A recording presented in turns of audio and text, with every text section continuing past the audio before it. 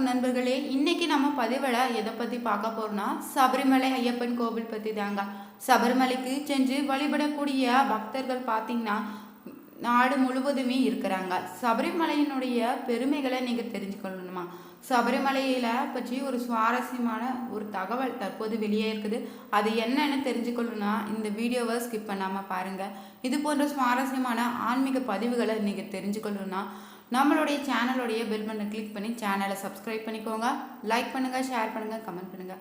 வாங்க வீடியோக்குள்ளே போகலாம். ஐயப்பன் கோவிலில் பார்த்தீங்கன்னா ஒவ்வொரு ஆண்டுமே கார்த்திகை மாதம் நடை திறக்கப்பட்டு மண்டல மகர விளக்கு பூஜைகள் நடத்தப்பட்டு வருதுங்க. இந்த வழிபாட்டின் தமிழகம் மட்டும் இல்லைங்க, பல்வேறு மாநிலங்களைச் சேர்ந்த பக்தர்களுமே வெளிநாடுகளைச் சேர்ந்த பக்தர்களுமே கலந்து கொள்வாங்க. இது தவிர பார்த்தீங்கன்னா ஒவ்வொரு மாத பிறப்பன்றுமே நடை திறக்கப்பட்டு சிறப்பு பூஜைகளும் நடத்தப்படுது. தற்போது பார்த்தீங்கன்னா பங்குனி உத்திர ஆராட்டு விழா நடைபெற்று வருது. இதற்காக பார்த்தீங்கன்னா கடந்த 1ஆம் தேதி முதலே கோவில் நடை திறக்கப்பட்டு பல்வேறு நிகழ்ச்சிகள் நடைபெற்று வருது. திருவன்கூர் தேவஸ்தானத்திலிருந்து 70 ஆண்டு தினத்தை முன்னிட்டு ஐயப்ப சுவாமியின் உருவம் பொறித்த தங்க டாலர்களை விற்பனை செய்ய முடிவு செய்திருக்காங்க. இது பார்த்தீங்கன்னா 1, 2, 4, 6, 8 கிராம்களால் டாலர்கள் வடிவமைக்கப்பட்டிருக்குது. ஆண்டு பிறப்பான விஷ பண்டிகை தினத்துல தான் ஏப்ரல் 14ஆம் தேதி முதலே இந்த டாலர்கள் விற்பனைக்கு வருதுங்க. இது குறித்து தேவச போர்ட் தலைவர் கூறுகையில் கடந்த 12 ஆண்டுகளுக்கு முன்பு ஐயப்பன் உருவம் பொறித்த தங்க டாலர்கள் விற்பனை செய்யப்பட்டிருக்குது. அதன் பின்னர் தான் இந்த சேவை நிறுவப்பட்டதுன்னு தற்போது பார்த்தீங்கன்னா இதனை தொடர்ந்து வேண்டும்னு என்று பக்தர்கள் வலியுறுத்தி கேட்டுக்கொண்டதற்காகத்தான் 1, 2, 4, 6, 8 கிராம் என 5 வகைகளை டாலர்களை தயார் பண்ணியிருக்காங்களாம். முன்னணி தங்க நகை நிறுவனங்களை இவற்றை வடிவமைத்து தந்திருக்காங்க. இதன் தரம் பார்த்தீங்கன்னா உறுதி செய்யப்பட்டு 916 தர முத்திரையுடன் விற்பனை செய்யப்பட உள்ளது. சித்திரை விஷா தினமாக வருகின்ற 14ஆம் தேதி சபரிமலையில் இந்த டாலர்கள் விற்பனை தொடங்க இருக்குதுங்க. ஆன்லைன் மற்றும் தேவச போர்டு அலுவலகத்தில் பணம் செலுத்தி இவற்றை வாங்கி கொள்ளலாம். டாலர்கள் பார்த்தீங்கன்னா சன்னிதானத்தில் பூஜை செய்த பிறகுதான் விற்பனைக்கு அனுப்பப்படுதுங்க. இவ்வாறு அவர் கூறியிருக்காரு. 12 ஆண்டுகளுக்கு முன்பு ஐயப்ப சுவாமி உருவம் பொறித்த டாலர் பார்த்தீங்கன்னா ரூ. 500க்கு விற்கப்பட்டு இருந்துச்சு. தற்போது ஒவ்வொரு கிராம் எடைக்கு ஏற்ப விலை நிர்ணயம் செய்யப்பட்டு விற்பனைக்கு செய்யப்பட உள்ளதாகவும் தெரிவிச்சிருக்காங்க. தற்போது கேரளாவில் குருவாயூர் கோவிலில் தான் மட்டுமே இந்த நடைமுறை அமல்படுத்தப்பட்டு வந்த நிலையில சபரிமலையில மீண்டும் தங்க டாலர் விற்பனை அறிமுகப்படுத்த இருக்குது. இந்த நிலையில தான் புனித நீராடலுக்காக உற்சவமூர்த்தி இன்று பம்பை வருகை தருகிறாரு. எனவே சன்னிதானத்தில் பார்த்தீங்கன்னா காலை 8 மணி வரை மட்டுமே பக்தர்கள் அனுமதிக்கப்படுறாங்க. மீண்டும் பார்த்தீங்கன்னா இரவு 8 மணிக்குள்ள சன்னிதானத்தில் தரிசனம் தொடங்கும்னு கோவில் பார்த்தீங்கன்னா 18 படிகளுக்கு மேலே தத்துவமசின்னு வாக்கியத்தை எழுதியிருப்பாங்க. இந்த வாக்கியம் என்ன உணர்த்துதா? நீ எதை தேடி வந்தாயோ அது உன்னிடமே இருக்குதுன்னு அர்த்தமா. ஐயப்பன் என்ற சொல்லுக்கு பார்த்தீங்கன்னா நான் உனக்குள்ளே இருக்கிறன்னு தான் பொருளாம். ஐயப்பன் கோவிலில் பார்த்தீங்கன்னா ஆண்டுதோறுமே மாலையிட்டு செல்லக்கூடிய பக்தர்களுடைய எண்ணிக்கை எப்போதுமே குறையாதுன்னு சொல்லலாம்.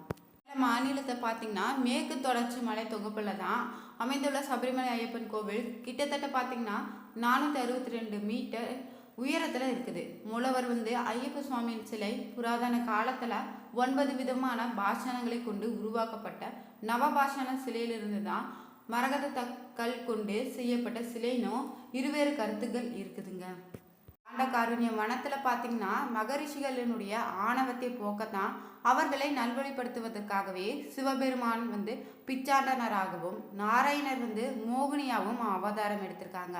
அதே சமயத்தில் பார்த்தீங்கன்னா பிரம்மதேவரை நோக்கி தவம் செய்திருந்திருக்காங்க மகிஷி என்ற அறிக்கை. சிவவிஷ்ணு ஐக்கியத்தில் சக்தியில் உருவான குழந்தையால் மட்டும்தான் தனக்கு மரணம் ஏற்பட வேண்டும்னு வரத்தை பெற்றிருக்கிறார். வரம் கிடைத்ததும் பார்த்தீங்கன்னா தேவர்களையுமே மனிதர்களையும் துன்புறுத்த துவங்கியிருக்கிறார். இதுக்கிடையில பார்த்தீங்கன்னா சிவவிஷ்ணுவோடைய வெளிப்பட்ட ஜோதியில இருந்து தான் ஆனந்தமயமாக தோன்றிய குழந்தை கழுத்துல மணியுடன் பம்பா நதிக்கரையில உதித்திருக்குது. அப்போது காட்டுக்கு வேட்டைக்கு வந்த பந்தல மன்னனுமே குழந்தை இல்லாத தனக்கு கிடைத்த வரமாக நினைத்து குழந்தையை எடுத்து சென்று வளர்த்து வந்திருக்காரு. கண்டத்துல மணியுடன் பிறந்த குழந்தையினால மணிகண்டன் என பெயர் சூட்டி வளர்த்திருக்காங்க. பகவான் வருகையால பலனாக பந்தல ராஜாவினுடைய மனைவியுமே கருவுற்றிருக்காங்க.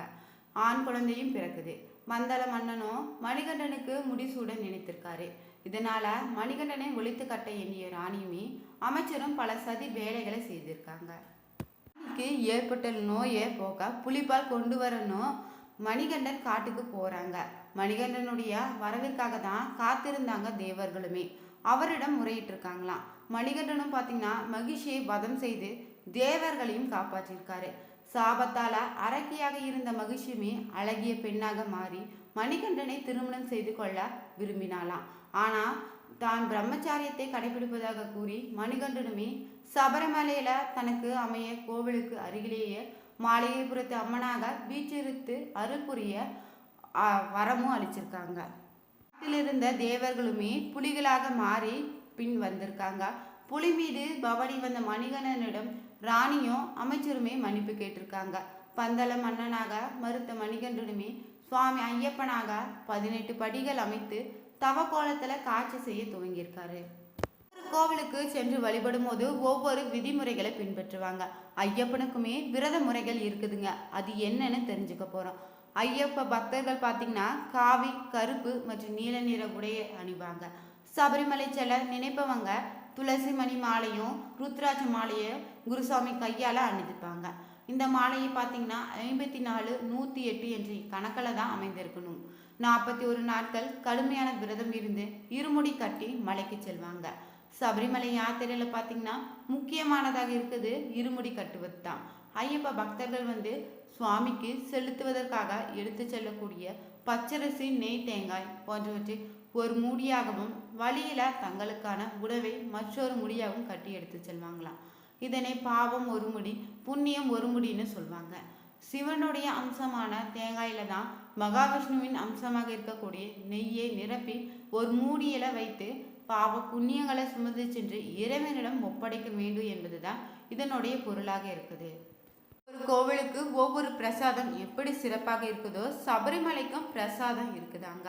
நீண்ட நாட்களானாலுமே கெட்டு போகக்கூடாதுன்னு ஐயப்பனுக்காக பந்தள மன்னன் எடுத்து சென்ற அரவணை பாயாசம் பார்த்தீங்கன்னா உண்ணி அப்பமுமே போன்றவைகள் தான் தற்போது வரையுமே சபரிமலையில பக்தர்களுக்கு பிரசாதமாக கொடுத்து வராங்க.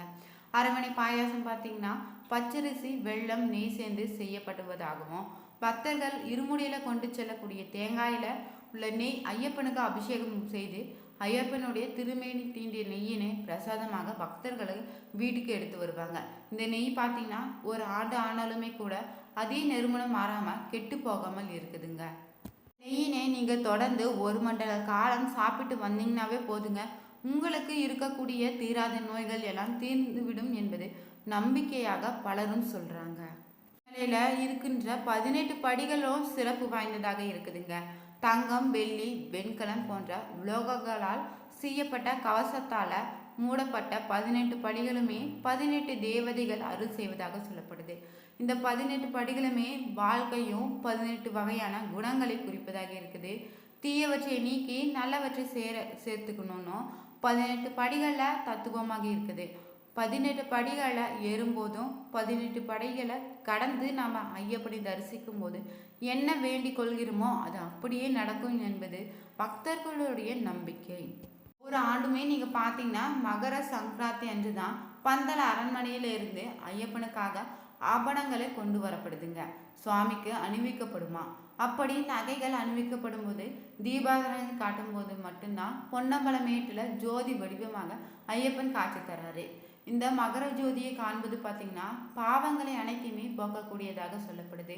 ஐயப்ப வழிபாட்டில் பக்தர்கள் பெரும் பாக்கியமாக கருதுவது மகர ஜோதி தரிசனம்தான்.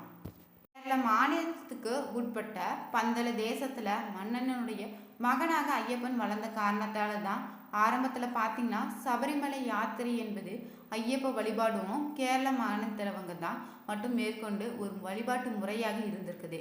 60 ஆண்டுகளுக்கு முன்னாடி நவாப் ராஜமாணிக்கம் பிள்ளை என்பவர் தான் ஸ்ரீ ஐயப்பன் என்ற தலைப்பில் ஐயப்பனுடைய வரலாற்றையுமே வழிபாட்டு முறை பற்றியுமே நாடகமாக போட்டு கேரளாவை தாண்டியுமே பிற மாநிலங்களுக்குமே ஐயப்பனை பற்றி தெரிந்து கொள்ள செய்திருக்காங்க.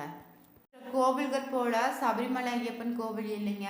வருடம் முழுவதுமே பார்த்தீங்கன்னா நடை திறந்திருக்காது. ஒவ்வொரு மலையாள மாதத்தில் கடைசி நாள் மாலை 5 மணிக்கு கோவில் நடை திறக்கப்படுங்க. மலையாள மாதத்தில் 5வது நாளன்று தான் நடை சாத்தப்படுது.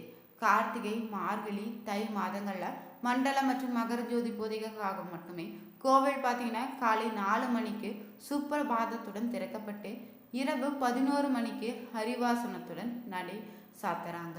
இந்த வீடியோ உங்களுக்கு பிடிச்சிருந்தா லைக் பண்ணுங்க, ஷேர் பண்ணுங்க, கமெண்ட் பண்ணுங்க.